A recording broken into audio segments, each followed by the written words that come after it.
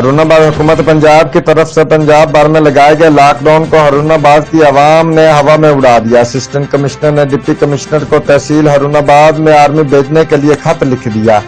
حکومت پنجاب کی جانب سے پنجاب بھر میں کرونا وائرس کے پھیلنے کے خدشہ کے پیش نظر عوامی مفاد عامہ کے باعث صوبہ بھر میں 14 روز کے لیے لاک ڈاؤن کیا ہے، مگر ہارون آباد کی عوام نے حکومتی احکامات کو ہوا میں اڑا دیا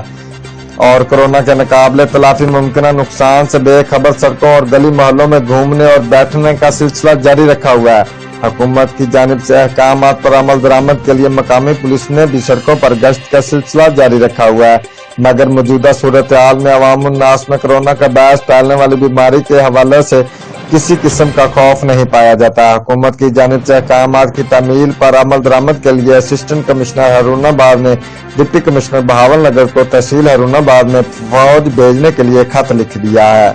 report Malik Abdul Latif Chauhan, bureau chief, Geo express news, Punjab.